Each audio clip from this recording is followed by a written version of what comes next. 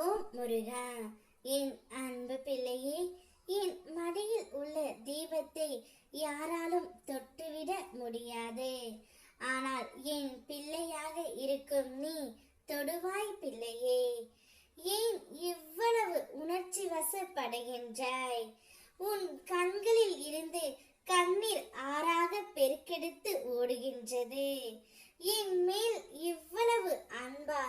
என் ஆலயம் வருகிறாய், தீபம் ஏற்றுகின்றாய். உன் பிரார்த்தனைகளை கூற கூட உன்னால் முடியவில்லை. என் அழகை கண்டு என்னை உச்சி முதல் பாதம் வரை உன் கண்களால் ஆராதனை செய்து உன் கண்ணீரை எனக்கு காணிக்கையாக தருகின்றாய். உன் உள்ளம் அறிந்தவன் நான்.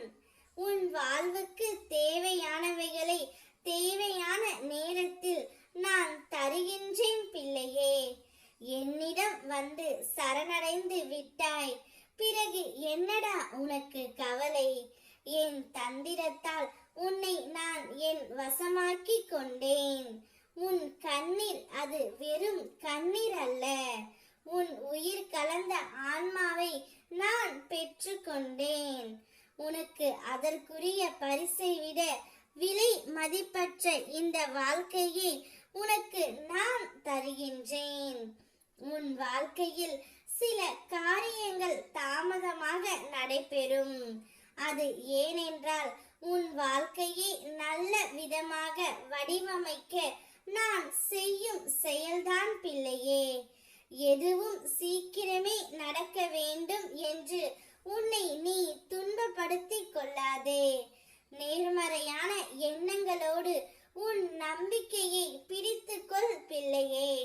சரியான காலமும் நேரமும் வரும்பொழுது உனக்குரிய அனைத்தையும் உன்னிடம் நான் ஒப்படைப்பேன். நீ செய்ய வேண்டியது ஒன்றே ஒன்றுதான். உன் எண்ணத்தை உன்னுடைய குறிக்கோளில் வைத்துக்கொண்டு உன்னால் முடிந்தவற்றை தினமும் முயற்சி செய். நிச்சயம் வாழ்க்கை எப்போதும் நீ எதிர்பார்க்கும் வடிவில் வராது. ஆனால் உன் உள்ளம் நம்பிக்கையுடன் உன் முயற்சி நிச்சயத்துடன் இருக்கும் இடத்தில் நீ அதை மாற்ற முடியும்.